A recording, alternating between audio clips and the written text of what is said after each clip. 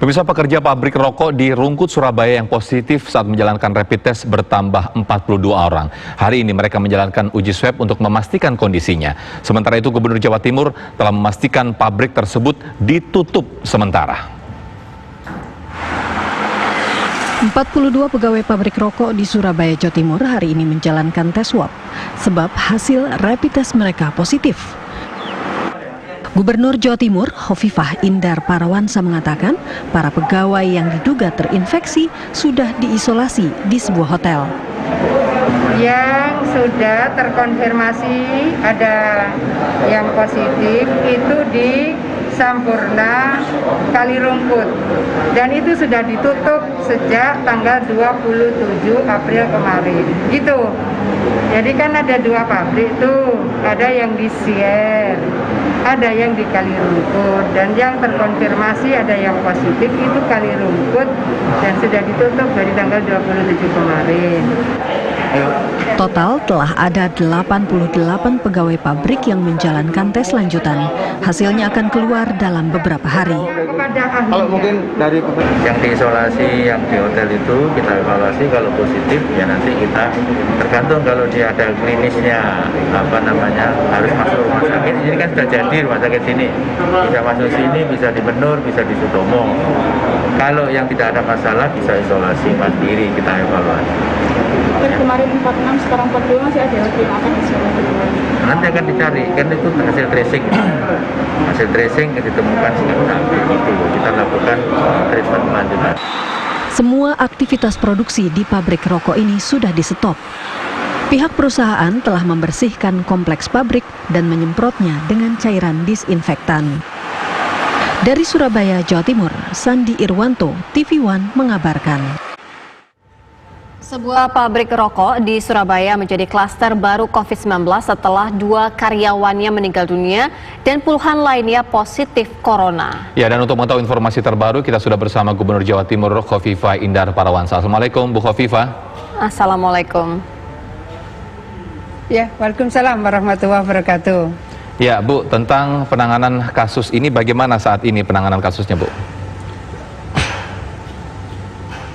Ya, jadi sejak kami mengetahui tanggal 28 kemarin, sesungguhnya yang saya minta tolong turun langsung adalah Ketua Koordinator Tracing, Ketua Koordinator Kuratif, dan tim tracing dari Dinkes. Nah, 3 ini turun tidak hanya ke karyawan, tetapi juga ke masyarakat di dekat pondokan mereka. Sebetulnya kan dari tanggal 26 pabrik yang ada di, ini kan ada 2 nih, ada di Sier dan ada di Kalirungkut. Yang di Kalirungkut ini sesungguhnya sudah ditutup. Nah, sekarang ada 91 yang sudah diisolasi di salah satu hotel, kemudian sebagian diantaranya sudah di swab. Nah, cuma kebetulan saja tempat di mana mereka di swab terlalu lama untuk bisa mengeluarkan hasilnya. Saya tadi sudah menyampaikan sore ini kepada tim tracing dan tim kuratif bahwa kalau sampai dengan sore ini hasilnya belum diperoleh, maka saya minta tim tracing dan tim kuratif akan melakukan swab. Kebetulan kita punya reagen yang cukup.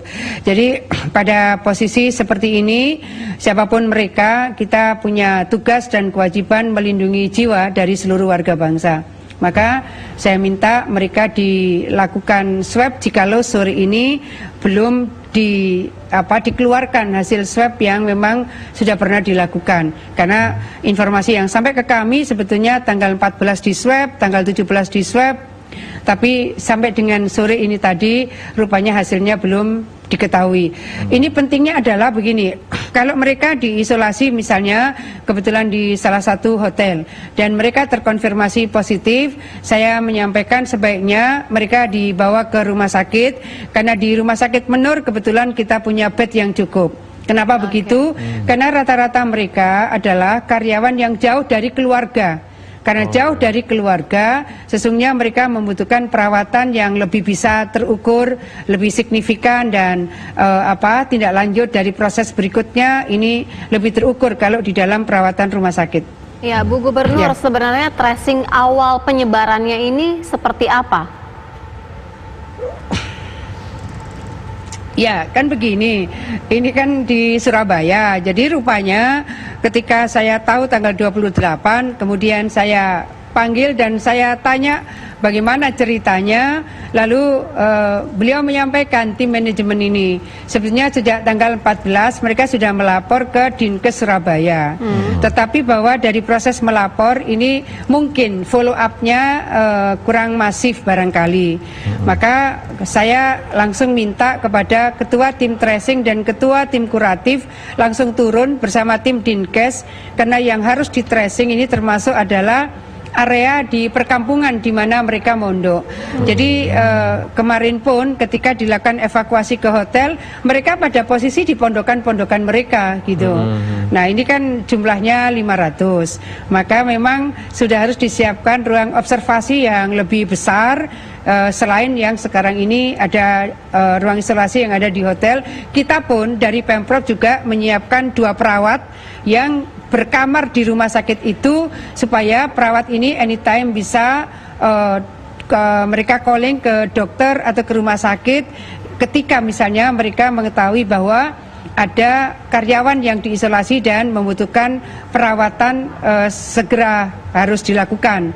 Nah, kecuali kalau hasil swabnya besok kita dapat, maka saya minta pokoknya positif langsung dibawa ke rumah sakit Menur supaya mereka bisa mendapatkan perawatan lebih intensif. Gitu. Iya, Bu Hovifah, artinya kalau tadi Ibu menjelaskan bahwa ada 500 karyawan yang berada di pondokan, seperti apa tracing di sekitaran situ? Karena kan otomatis mereka juga beraktivitas ataupun paling tidak keluar rumah ataupun keluar pondokan.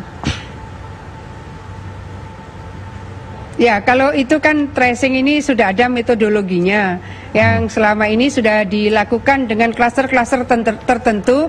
Pasti tim tracing misalnya, pertama kalau sudah melihat ada yang sudah meninggal kan, nah itu 14 hari sebelum meninggal ini dia kontak dengan siapa.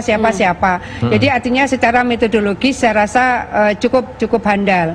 Oleh karena itu, ini yang memang harus di tracing, sudah kan produksi dari pabrik ini sudah ditutup, sehingga memang permukiman di mana mereka mondok ya, pemondokan itu yang memang harus di tracing. Jadi sebetulnya sudah 3 hari tim dari Pemprov turun untuk melakukan tracing. Ini ditutup 2 pabrik, Bu, ya, di Sir dan juga Kalirungkut tadi ya, Bu, ya? Satu. Yang Kalirungkut yang ditutup karena kasus ini terjadinya di Kalirungkut, ya. Artinya yang di Sir masih terus berproduksi dan juga masih beraktivitas seperti biasa begitu ya, Bu, ya? Yang di Yang di Sir. Iya, yang di Sir masih berproduksi dan saya waktu itu tanya bagaimana polanya. Kita sudah mengurangi 30% dari yang masuk. Kemudian angkotnya sudah 50%. Yang 50%-nya dibayar oleh perusahaan.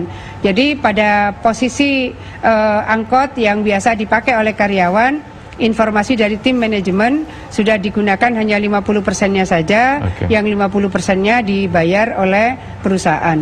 Ya. Baik, Bu Hovifah, langkah penanganan COVID-19 di Jawa Timur sejauh ini seperti apa? Ya, pertama memang kita kalau kita itu pendekatannya kuratif seberapapun tidak akan cukup kalau tidak dilakukan langkah preventif yang lebih efektif. Nah, preventif yang lebih efektif tentu adalah bagaimana setiap warga itu disiplin, patuh, mereka stay at home. Mereka kalau tinggal di rumah berarti mereka aman, yang lain aman. Mereka terlindungi, yang lain terlindungi.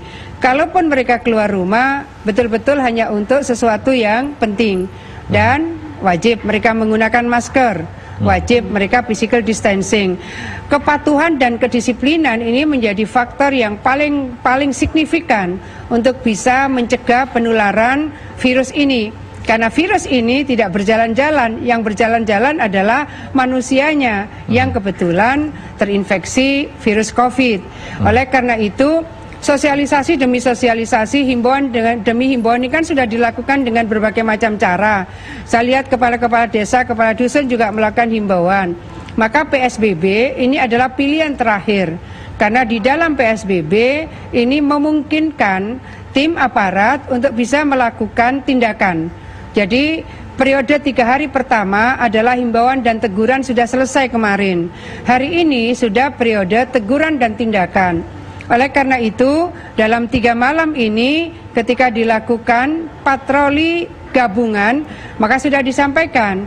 Kan kita masih menemukan sampai tadi malam 2 patroli gabungan yang di Surabaya masih juga menemukan misalnya ada kafe-kafe, warung dengan meja dan kursi yang cukup banyak. Nah kalau sampai tadi malam baru diminta silakan diringkesi gitu ya. Tapi kalau sudah malam ini masih juga ada kursi, ada bangku, rame-rame orang, sudah pasti bangkunya diringkes oleh tim yang sedang melakukan patroli.